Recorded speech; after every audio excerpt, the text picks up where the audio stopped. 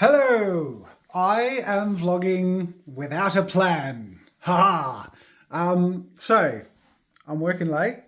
It's dinner time. My dinner has arrived. We have tabletop time roleplay tonight. So I actually had my final coaching session with my executive coach for a while. So we did a batch of 6 and they were sort of like a few months apart each. So I just had my 6th one. And now we're taking like a 6 to 12 month sort of break, and then I'll start them up again. But some other people are here too. I'm not by myself. Hello. Just filming at 7:30 as you do. How you doing? Are you doing a vlog for the vlog I channel? am. And I literally screamed "Awooga," and then Jen said, "What if Jazz is filming?" And I said, "Jazz was filming. He'd have an on-air light on." There's no. I don't have one here. We gotta fix that. Okay, awooga to you too, sir. So, where was I? So I was having my coaching session with my wonderful coach, and I finished the session, and I was about to eat dinner, and I just feel full of stuff, and I just wanted to share that because I think it's interesting. I have a daily tick box in my calendar of like, did you vlog today? And like, I won't do it if I don't feel it. But at the same time, like, part of me sort of thinks like I should just sort of do it more, even if I don't have the perfect plan or the most amazing thing isn't being worked on right now. So I don't have a plan, but I'm feeling very grateful and very sort of full, and a lot of what we talked about today, especially as it was sort of like one of our last sessions, and we'd been having our sessions through, like stuff I've shared with you. I'd had ups and downs, and had basically recently gotten through a bit of a sticky period.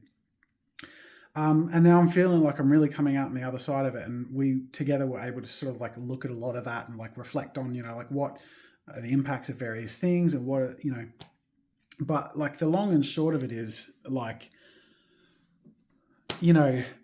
essentially I've been able to sort of rediscover and re-identify and step into the skin of who it is to be me, what it is to be me again, which you lose sometimes. And I hadn't lost as much as I had recently. So it was a little bit scary for me because I've always had a really strong idea of who I am or what it feels like to be me.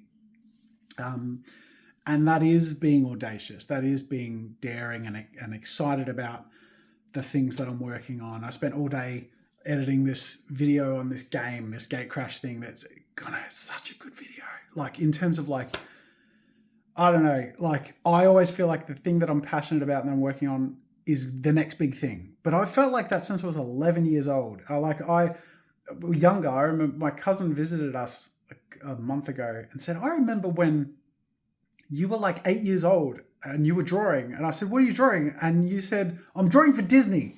I was hired by Disney. And I told him that like, I'm working for Disney here, can't you just, let me do my work?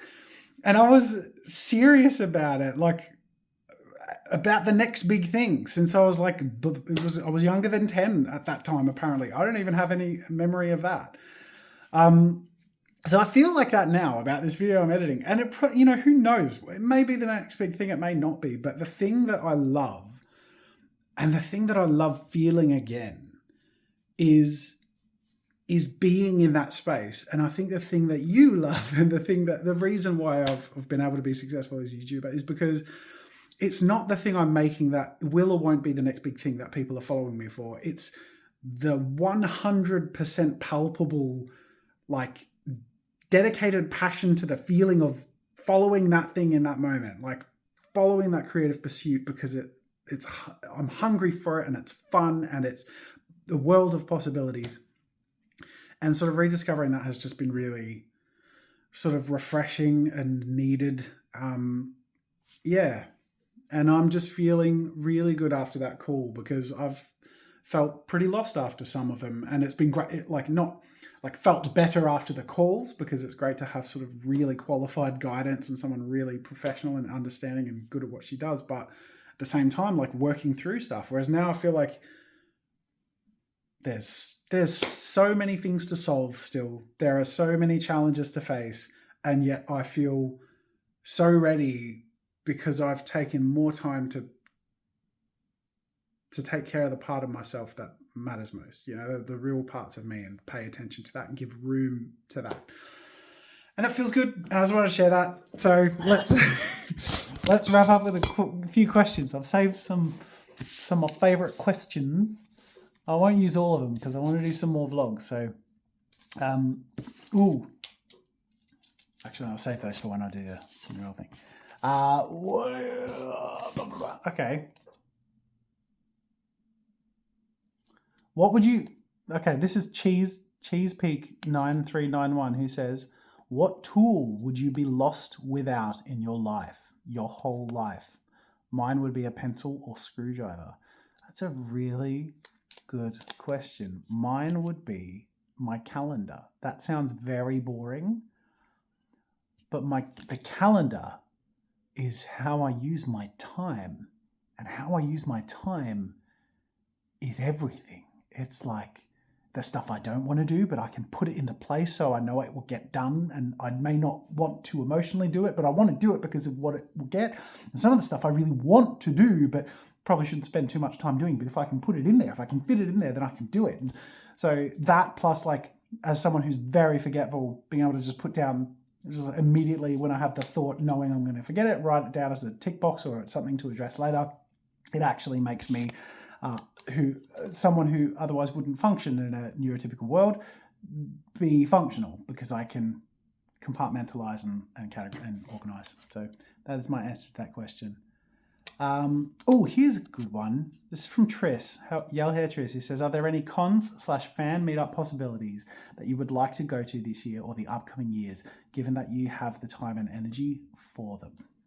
That's a very good question, because I want to do something again. It's been a while. The last time I did meetups were meet and greets at PAX or VidCon. But the last meetup that we put on was when we went to England, I think. It was like 5 years ago. It's ages ago.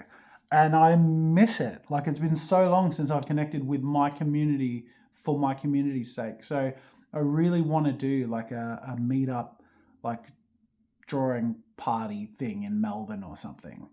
That would be really cool. So let me know if you'd be down for that. But I don't know what that looks like or when it would be, but it's definitely something that's on my agenda again, and I want to do at some point. Anyways, thank you for joining me. I hope you're having a great time, and thank you for joining me. I've said that. Okay, I gotta eat some down. See ya.